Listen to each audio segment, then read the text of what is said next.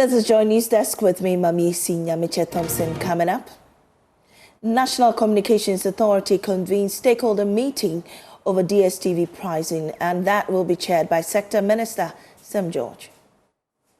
The committee has a strict 14-day mandate, inclusive of weekends, to conclude its work and present a suitable price reduction structure for the people of Ghana. We're more on this as we engage the Communications Committee in Parliament. Also coming up, more than 7,000 nurses are yet to be paid by any salaries since January, despite calls to the Ministry of Health to rectify the anomaly. We'll hear from them on Joy News Desk. Also this morning, Ghana Education Service to investigate reports of alleged examination malpractices during the 2025 BEC. We'll hear from them as the GH Probe and Joy News Hotline documentary exposes some officials of the Ghana Education Service who colluded with invigilators, accepting as little as 60 cedis to allow candidates to cheat in the BEC. Except we have a token for you, 60 cedis a day. It is 50 Ghana a day. Those people decided to come to this. So 60 Ghana. Should I give it to you, or we should be making it every day 60 Ghana, every day 60 Ghana?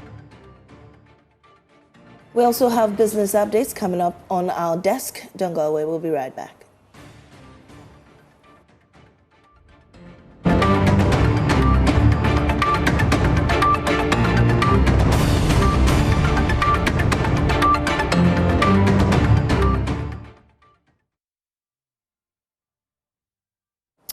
So let's start with the DSTV pricing issues. Communications Minister Samuel Nate George will meet with the management of MultiChoice Ghana, operators of the DSTV platform, this morning over its pricing issues. Now, Mr. George over the weekend threatened to shut down the paid TV platform because it failed to comply with the directive to reduce subscription charges. MultiChoice had earlier challenged these claims that DSTV subscription charges would be reduced. Now, the regulator, National Communication Authority, waded in, asking stakeholders to meet today. There's more on the following report. In a dramatic turn of events, the National Communications Authority has revealed through a press statement that it has received MultiChoice Ghana's response to threats to suspend the company's authorization and its demand for a breakdown of the pricing model. This development now means that the Communications Minister Sam George will now stand down his resolve to shut down the DSTV platform. In its stead, there will be a crunch meeting today, chaired by the Sector Minister himself. MultiChoice has requested a 30-day window for the committee to arrive at what percentage of reduction will be achieved. So let's be clear. They have finally accepted that there will be a reduction. Now they want us to discuss the level of reduction. I believe, as minister, that we do not need 30 days. 14 days is enough for us to reach this decision, inclusive of weekends. Therefore, the committee has a strict 14-day mandate, inclusive of weekends, to conclude its work and present a suitable price reduction structure for the people of Ghana by the 21st of September 2025. Already, Sam George is facing criticism for what his opponents describe as political grandstanding, with the former Information Minister Fatimatu Abubakar warning of possible implications for the country's foreign direct investment. Is there any company or product on the global market that we can introduce in the Ghanaian space to introduce competitiveness, to naturally beat down the price because there is no monopoly? Right. Is there a way even to negotiate in different directions? And you know there is an ongoing acquisition with DSTV, yeah, so far as Canaplu, yes, is concerned. So there are tiers to the negotiation. And I'm saying do a lot of it behind the scenes, right, in camera, rather than social media banter. That's all I'm saying. Okay. What is certain after today's engagement is that all interested parties, including MultiChoice, have committed to respect the laws of the Republic of Ghana. Well, the Ghana High Commissioner to South Africa, Benjamin Kwashi, says his office is taking steps to prevent a potential trade war with South Africa. What makes it difficult for some of us as diplomats is that we've just gone through orientation and we've been given KPIs. The KPIs, we need to achieve them because there's a reset agenda that has to do with diplomacy as well. And I believe that ambassadors are supposed to go out there, get people to come and invest in the country and all of that. So when it happens like that, it becomes a bit challenging. But I can assure you that the President John Dramani Mahama we know and his administration, I am sure that in the days and weeks to come, we'll get... Why is it difficult for anyone in government to just ask the communications minister to at least tone down? Is it because he's confident that, well, this is the only way out? The communications minister is not just operating in a vacuum. He has indicated as to pricing policies in the sub-region. He believes that we are not getting value for money. He believes that we are paying more than we are getting. And I think that the first communique that came from MultiChoice, they also indicated that there are certain operational costs that they are incurring. That is why it's going to be difficult. In fact, in their first release, they indicated that they were going to consider reducing prices, but not under the time frame that the Minister of Communication has given. But I believe also that the Minister of Communication also believed that over the years, they've been able to take more and have given us not the kind of service that we want. I think that the Communications Minister, we all know him, he wants to enforce the law, and I believe that we'll go to him and passionately appeal with him that this is the Africa we want. This is the trade we want among ourselves. You see, the good thing is that when he did it with MTN, quickly it was resolved. MTN also has got its roots from South Africa, and it was resolved. So I can tell you confidently that South Africa is not happy to have a trade war with us when it comes to MultiChoice. They want to get this resolved, and according to what the minister is saying, I'm sure that we'll get it Some resolved. say we shouldn't even worry as Ghanaians because whatever the case, MultiChoice is exiting the Ghanaian market. Canal Plus will be the ones on board, and that will present us with new opportunities. Is there more to it in terms of investment? Because some would say MultiChoice is going anyway. Well, and so that is where we are looking at the diplomatic aspect of it, so that even if they are going, they don't go bitter. They don't think that their businesses were not appreciated in Ghana. I'm saying that MultiChoice, you and I know that MultiChoice, I remember when I was having this discussion at home, I was told that if MultiChoice is gone, how do you watch your soccer on EPL and others? But I think that the interests of the Ghanaian people come first. The interests of the South African business people also comes first. We would need to marry the two and ensure that we do what is right for both parties. The minister believes, and I also believe, that MultiChoice has indicated that it's true, we'll have to do a reduction, but not under the framework that we have now. How do we solve it? We need to sit down and ensure Some say this was a... So you saw there the South African High Commissioner engaging with my colleague Blessed Suga on the issues. But let's engage Member of Parliament for Abrim, Charles Wedu. He's also former High Commissioner to South Africa and on the Communications Committee of Parliament. Charles, we're grateful for your time on our desk. Yeah, thank you for the opportunity. You are well aware of the back and forth between MultiChoice and also the Communications Ministry and their regulator, the National Communications Authority.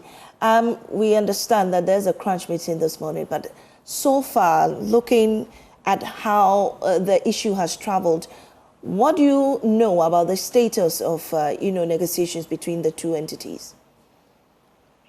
Yeah, grateful for the opportunity, Manisi. So we should not have gotten to where we are, seriously, if you should ask me, because MultiChoice is an entity. They are doing their dependent section, so many, and then people have tried. So that they are much for you as subscriber.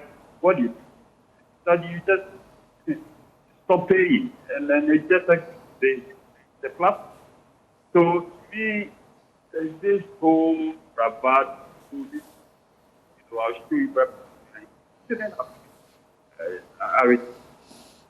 so be that me, I would say that today's meeting should be a meeting where nobody is going there to score political points or to win.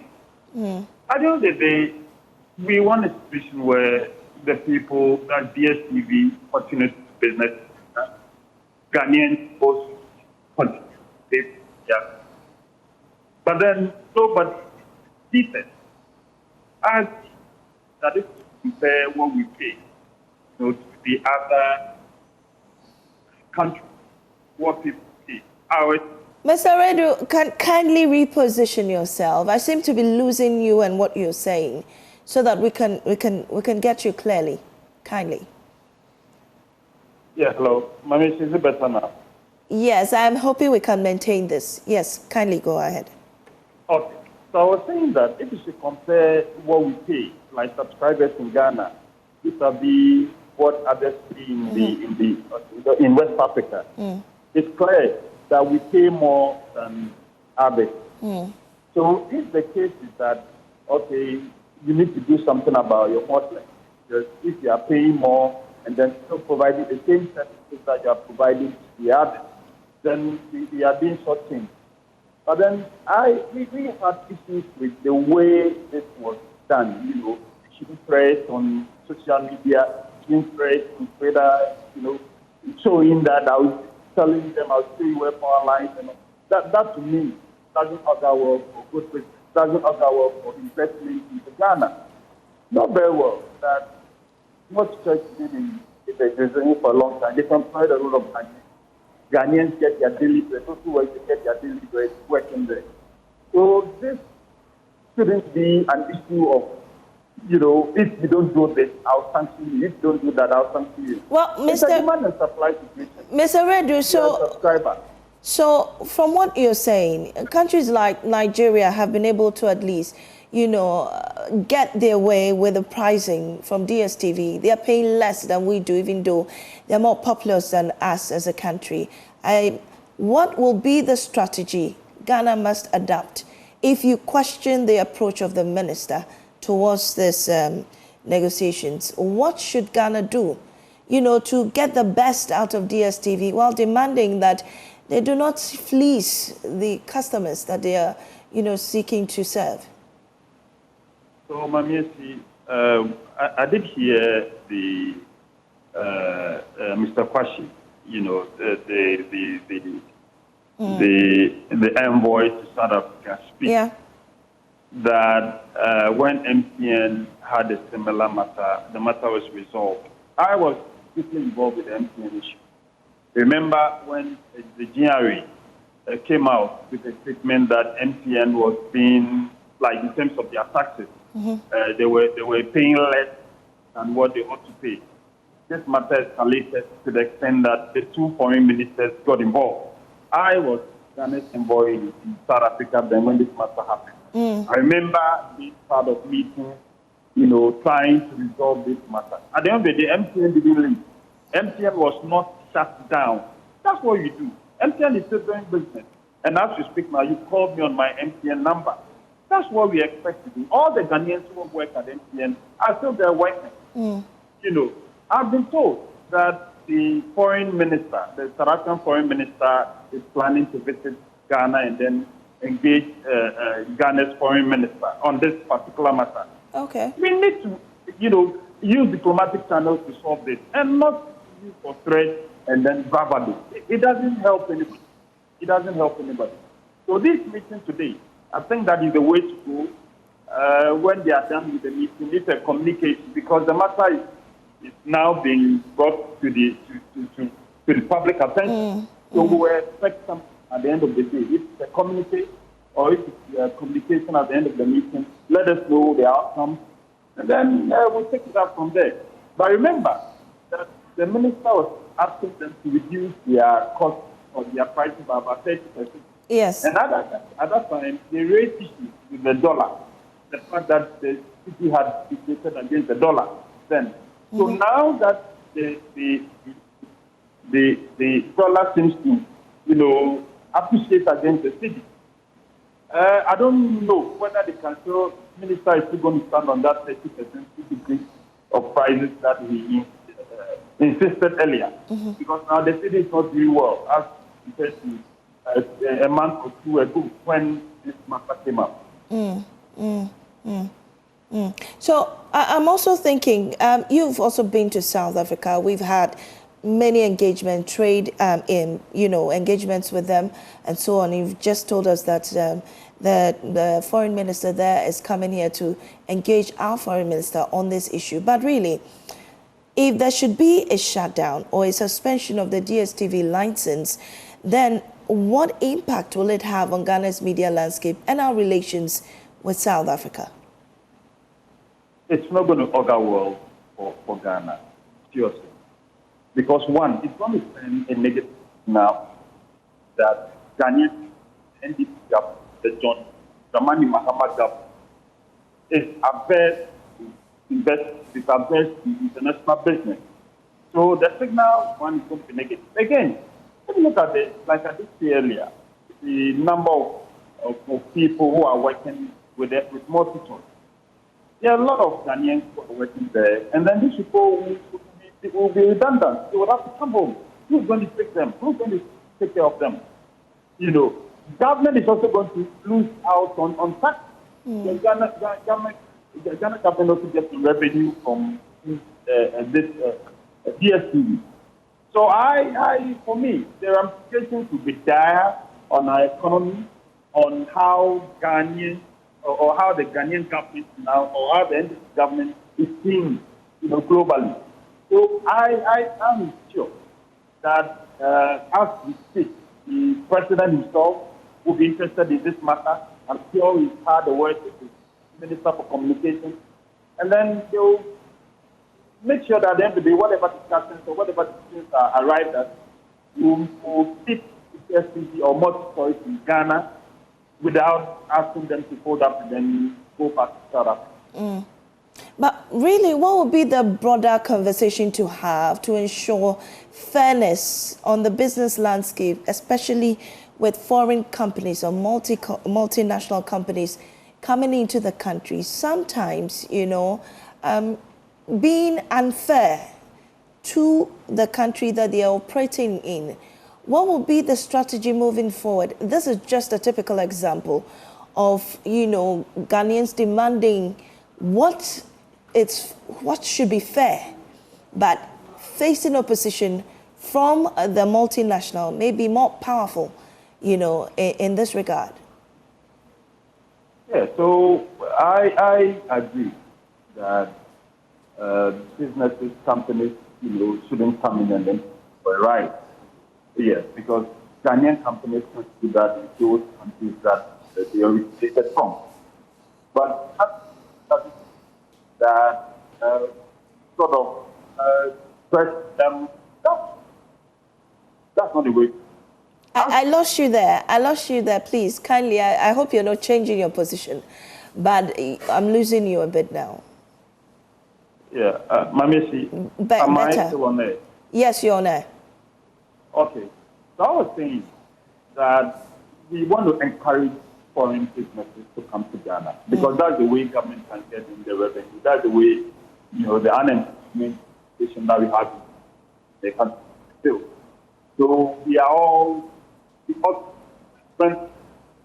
But then that because they are country like this modern life.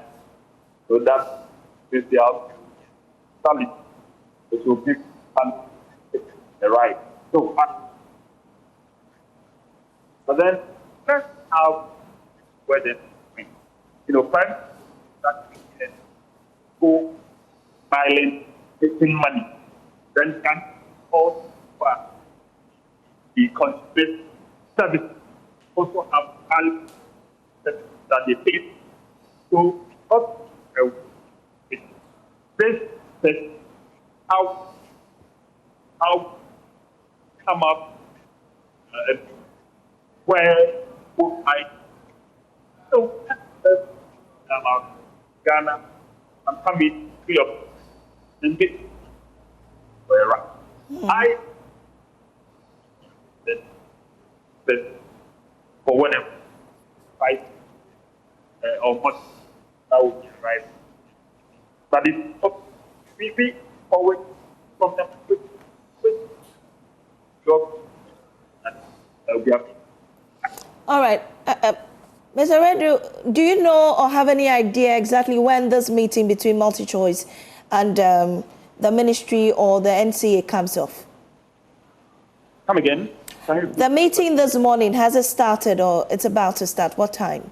No, we were told 10 o'clock. I'm not a party to the meeting, but we were told 10 o'clock. Of course, being a member of the committee, I'm sure that once the meeting is done, we'll get a win what transpires. Are you hopeful that this banter between the ministry and the NCA will come to an end today, or is going to stretch? Oh, it doesn't have to be a banter. I've cited the MPN model. Let's use them, the carrier. It doesn't have to be a banter. Why please banter? Because the trust is up. So things, time, thought. I don't, and then with the gallant, you end up having extra profit. And that's like. All right.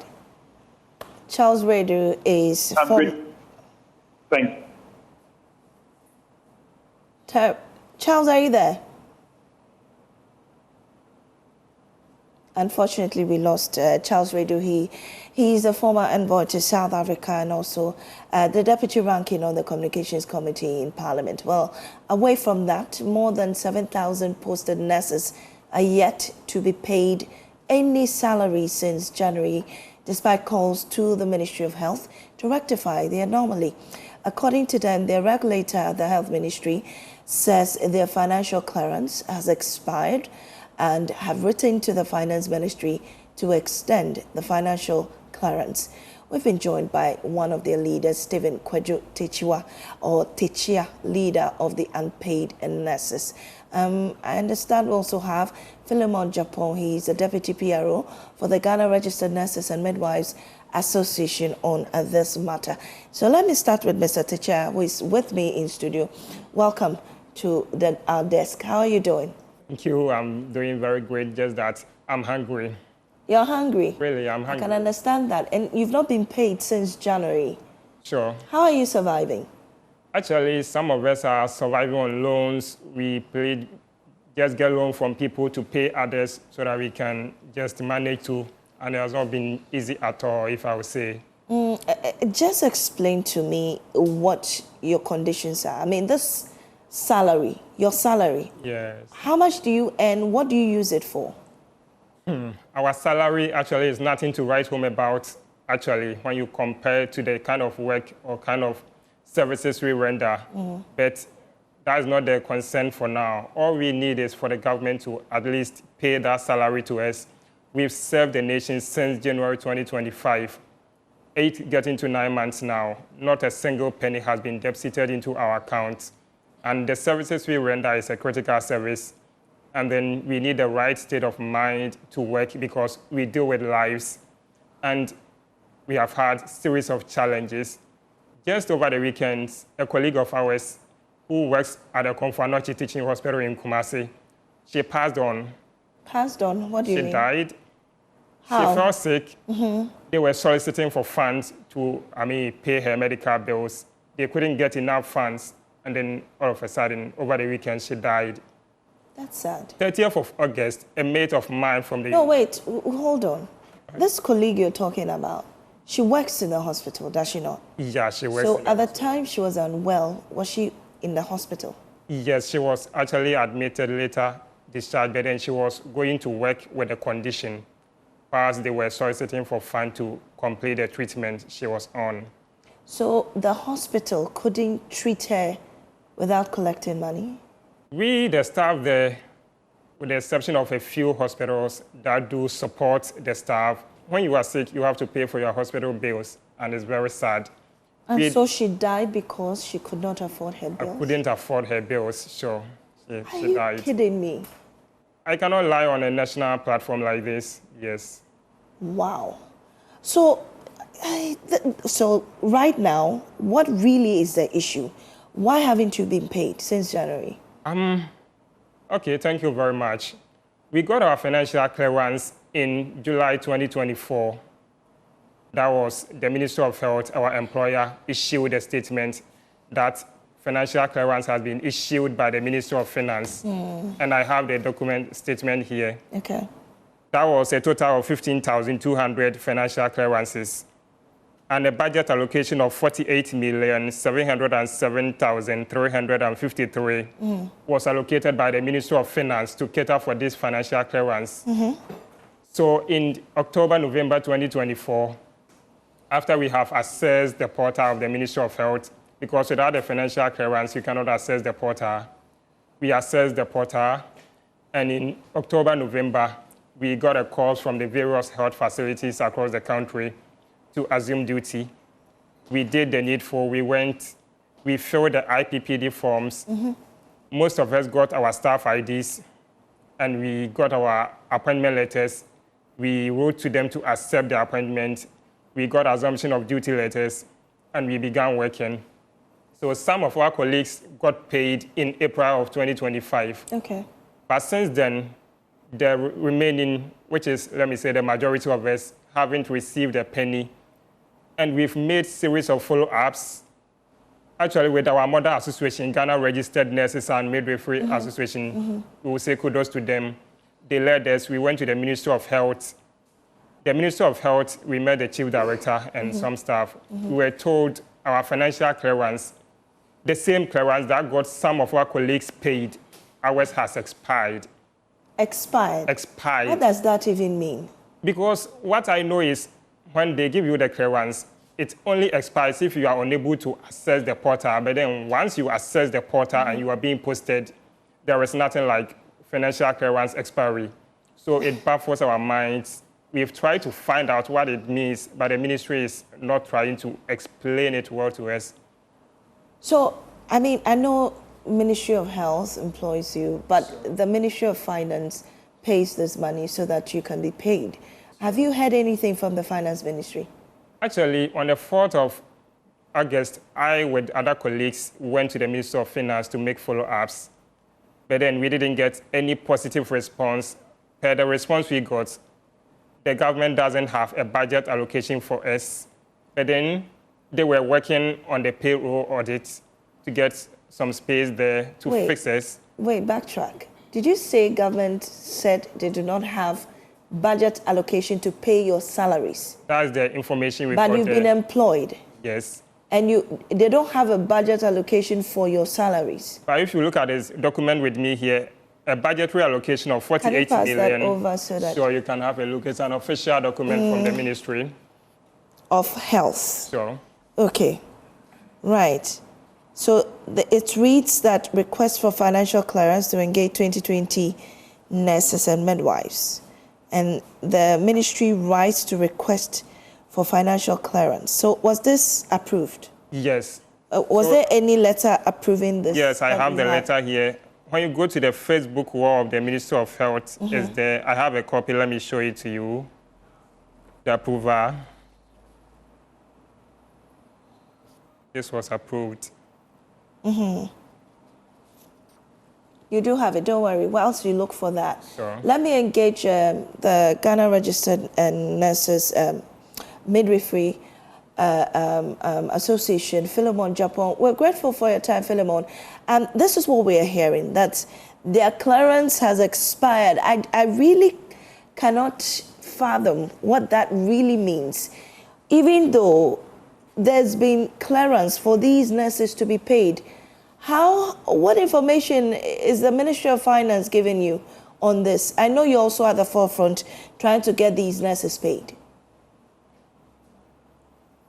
Good morning to you. Good morning. I think the gentleman has well held policy. Philemon, I can hardly hear you. Kindly reposition yourself for us, so viewers can also hear you as well. And speak up, please. Hello, can you hear me now? Much better, yes. All right. Okay. So As I said earlier, the financial clearance of the young folks was released in 2024. And in 2024, the same team filled their details and then they signed on to the Ministry of Health to be employed as nurses and midwives in this county. The processes of the employment take time. So some migrated onto the payroll at late January, and the clearance was to expire at the 1st December 2024. They are making all the migration on the payroll 2025 because they had been home for years. 2020 back this one, but they had for years were eager to be employed and they did their company. It is the fact that we have snapped the matter with Ministry of Health. We have met directly by the Ministry and we have discussed it of clearance that has been applied. The Ministry promised to address, they took it up, Ministry of Finance, and they have assured us the person is done, all of them. Actually, 10,500 of the 10,500 to the opposite signed off. And out of the 10,500, we have reliable information that 6,500 have hit. And the 7,000 that are left, I'm sure the gentleman in your outfit is part of them. And these are the people that we are seeking the relief for. And so we have petitioned the Ministry of Health. We have moved to them to work with the Ministry of Finance to help address this. We've spoken to some of the agencies of the ministry, the Ghana Health Service, the other teaching hospitals, to help address this situation. So, Philemon, it's so sad that a nurse is not being paid for the services she's rendering for her nation and then dies in the process because she can't even afford her hospital bills. How then are these people expected to give off their best, save lives, if they're not being paid? I find it difficult to wrap my head around, but really, how does this even impact the services in our hospitals? You are with them. What goes on there? Okay, so it's a very unfortunate situation the colleague had to pass on. We have, that's what I'm saying, we took up the matter. Personally, I led it to Minister. I was signed by of that together with youth committee to help seek attention for them. So we booked an appointment with the Ministry of Health. We've met with the Chief Director, the Director, HR, and some other heads of departments on this issue. And they all kept saying the financial clearance. Right. We made them understood that the financial clearance was issued in 2024, and there was budgetary allocation for that purpose. So it being expired or not doesn't exonerate them from paying them because they have been employed, they have been gainfully employed. And where is the budgetary allocation that was, how do you call it? On the basis for which the clearance was issued. So we have followed up the matter. They just promised to resolve it. The Minister for Health have mentioned it several times in his releases or in his statements that they are working around. Are there any specific timelines when you are supposed to meet again on this issue, especially with the Finance Ministry, so that these nurses can get their monies, at least take care of themselves? Mr. Teacher says he's hungry. You know, he can't even afford to buy food for himself. How do you expect him to work? Well, the meetings are ongoing. Even today, we are going to meet a session of their leadership. Okay. Following that meeting, they issued a statement that they wanted to have a demonstration, different things, to put pressure on the government, felt others, that we needed to engage them at the table. And that's what was resolved.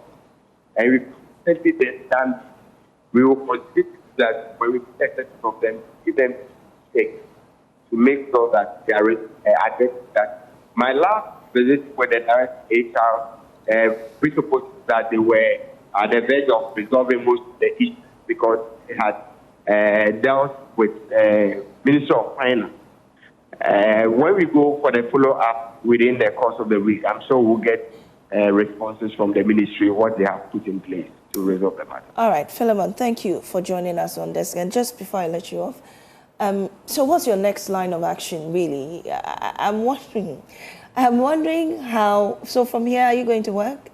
Oh, definitely. For the work, we will have to do because the health of the Ghanaian, ordinary Ghanaian is also very dear to our hearts. We cannot allow people to suffer because we are suffering.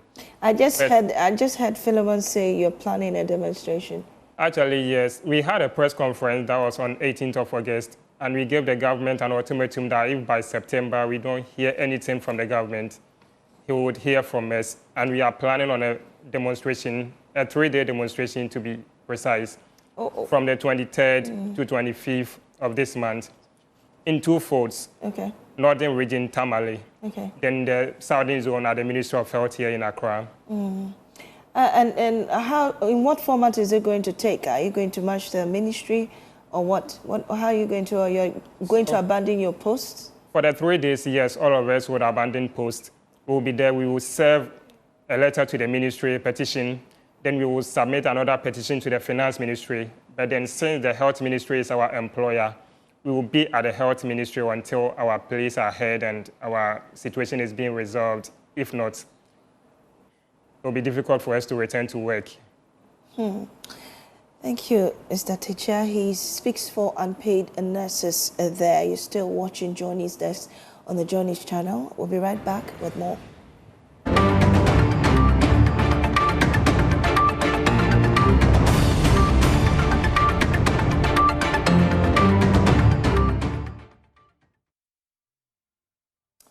A middle-aged man has been shot and killed by unknown assailants near Kalba in the Savannah region. Police say the deceased had traveled from his community, which had no electricity, to Kalba to charge his mobile phone. He was attacked by gunmen who emerged from the bush and shot him off his bicycle. He died on the spot. Let's get more information from Savannah region's Isaac Nunya. Isaac, so let's talk about this incident. I hope it's not related to any tribal issues there in the Savannah region. If you know the communities or the environment where the conflict started, one will not need to tell you that it has to do with the current conflict in Binyiri. Because this particular community, Uro, happens to be one of the factions where one of the factions live. And to the extent that nobody was still at Kalba. And this gentleman who used to go to Kalba to charge his mobile phone thought that there was nobody there, and then he knew where he could still charge his phone. Unknown is his part, the gunman emerged from nowhere and then brought him down on the bike and then bolted away with the bike back to wherever they came from. So these gunmen just shot him and left? They weren't robbers? They didn't steal anything from this man? Well, our sources within the Kalba and Uru told us that they have dragged his motorbike away, and where they kept the motorbike, nobody knows. Don't forget that the Uru is also close to the Kalba police station. But due to the bush nature of the area, the police, until they're on patrol, they wouldn't know that somebody was being attacked and they could go to his safety. Let me add that this morning, information we received just confirmed the death of 4 people, all women, including a teenage girl. These women who are based in the Wanchin camp, our sources told us that were taken ill, and the 2 were rushed to the Wanchin hospital where they were pronounced dead upon arrival, and the child died in the camp. The 4th person, who happened to be a woman in her late or her early 90s, I think, having seen the signs, the family brought her back to her community called Bobo. Bobo is located within the Bola district, close to somewhere Bamboy. I think she died 3 days upon returning to the community. So this brings the death toll right now to 4, 3 adult women and a teenage girl. So what are the authorities doing about this? Have there been any arrest investigation ongoing into these deaths? With the gentleman who was shot, allegedly shot dead, the police has taken the body, but they seem not to communicate what actually happened because nobody was there to tell the reason behind his killing. But the body has been taken over by the police. Okay. The investigation that are being conducted, we are told, are being searched through those people who are still within the communities and are not going out. Right. Let's add that there are suspicions and claim that people are still hiding in the bushes in some communities looking for their target, because when the thing erupted, some names were gathered as targets, and this gives a concern to the security and stakeholders who are working to get peace returned to Binyiri, Kalba in particular, and Tona and other areas, including all those briefer communities in the border districts. Right. Isaac, very, very briefly, I don't have so much time on my hand. What is the security situation right now? I'm talking about the military presence and the police presence. Since there was some form of, there were no gunshots for some number of days until this incident, what is the security situation? Very briefly. The security, yes, for Binyiri, Kalaba, and the patrols in some strategic towns is ongoing. Okay. But the farming communities, we cannot say the same. All right. Thank you, Isaac. We'll definitely get back to you with updates on this incident. Isaac Nonya is our Savannah regional correspondent. Now, Ghana Education Service says it will conduct a full-scale investigation into reports of alleged examination malpractice during the 2025 BEC. This move follows a Joy News documentary that highlights instances of cheating in some schools. Some or more from the GES in a bit, but first excerpts of the GH Probe Joy News documentary revealing that some invigilators took as low as 60 Ghana cedis to aid students cheat in the BEC. To the candidates by any official, the answer booklet, the question paper, or the objective answer card. These 3 items, by way of paper, these are the ones that you can give to them. And then for shading purposes, we give them pencils. Apart from these, no other paper should come from anyone to any candidate in the examination hall. So if any examination official, a supervisor, or an invigilator is found distributing any other paper in the examination hall, it is illegal. It is wrong. To ensure that the happenings in the exam halls stayed in the exam halls, all answers distributed on papers were taken back by invigilators before exiting the halls. Aside from providing the candidates with answers on papers and by dictation, there was also heavy dependence on mobile phones, a development that was sanctioned by the invigilators and supervisors. The phones were used in 2 ways: answer transmission from invigilators to phones of candidates and the use of artificial intelligence, AI. I think parents should desist from providing mobile phones for their children, because at BEC, I believe that, well, much as maybe some of them are big enough to earn money, a child who is in JHS3 certainly would have gotten a phone from the parent. And so if a child is going to write examination and you say, for this week, I'm taking your phone away from you, you have not done anything wrong. On the contrary, you are serving a good purpose to help the child to be independent in the work that they do. Well, the GS has been responding, and a statement signed by the head of the public relations, Daniel Fain, says that the attention of GS has been drawn to reports in some sections of the media, particularly Joy News TV, of a possible screening of alleged malpractices in the BEC in some schools. Well, GES wishes to assure the public that a copy of the full documentary with the original transcripts will be obtained and scrutinized immediately, after which a full-scale investigation will be conducted into the allegations. Also, management reiterates its absolute aversion to examination malpractice, Cheating undermines the integrity of the education system, destroys meritocracy, and produces graduates who lack the competencies required for national development. Now, management has the support of the Minister for Education, Haruna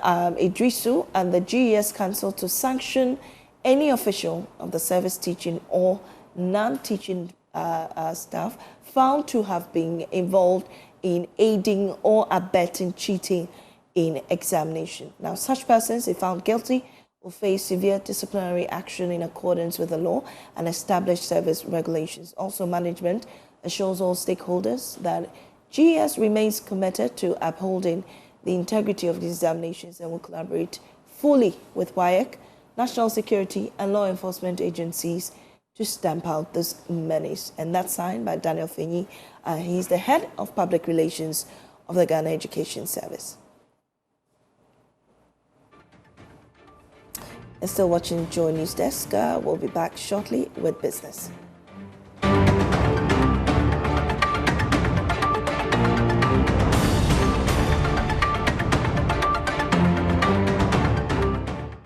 Welcome back to Business here on Joy News Desk. My name is Winston Taki, and now to our first business story.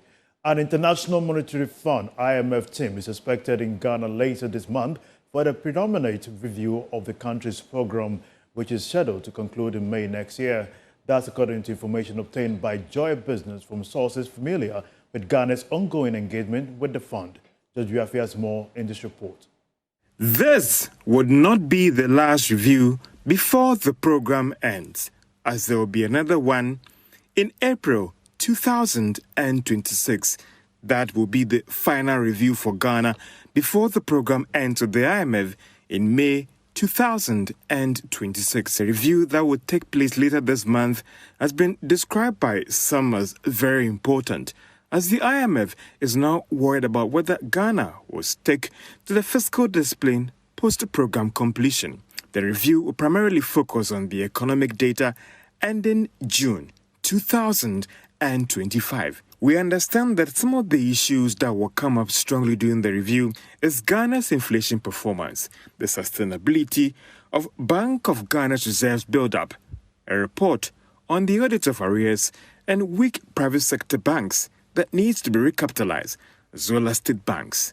The rest will be how government is working to deal with the revenue shortfalls in the face of the cedi's appreciation against the US dollar, social spending shortfalls, as well as arrears build-up in other sectors. If Ghana passes this review, some $360 million should be disbursed to hit Bank of Ghana's account in October this year. Since Ghana signed up to the IMF program, it has so far received some $2.3 billion out of the $3 billion promised under this fund program. In another development, Absa Latolia has once again showcased the power of art and innovation with the launch of its latest exhibition. The opening night places a spotlight on 2022 winner Gandor Collins, whose striking blend of technology and visual art left audience captivated. Speaking at the Absa L'Atelier exhibition, the flagship art initiative of Absa Group, senior specialist, art and museum curator at the bank, Dr. Paul Baylis, stressed that Absa's commitment goes beyond banking to uplifting the communities it serves. He noted that through platforms like Absa L'Atelier, the bank seeks to showcase emerging talent and drive growth within the creative industry. When people think of Absa, they always think of Absa as a financial institution, and yes, we are. But at the same time, we also want to be able to support and grow the communities where we operate. So through our citizenship programs and through our sponsorships, we also want to support and help those communities aspire to achieve the best at what they do. And one of those ways that we do that is through the visual arts. The Absa Atelier is a Pan-African art competition, so it has a presence in all the countries across this wonderful continent of ours where Absa has a physical presence. And really it's to support the artists and grow that ecosystem. That's all for business here on Joy News Desk. My name is Winston Taki. Over to you. You're looking so sharp in your suit this morning. What's the plan? I don't plan for that. But that's how we end this morning's Joy News. Today, we're grateful for joining us. We'll be back with Joy News today.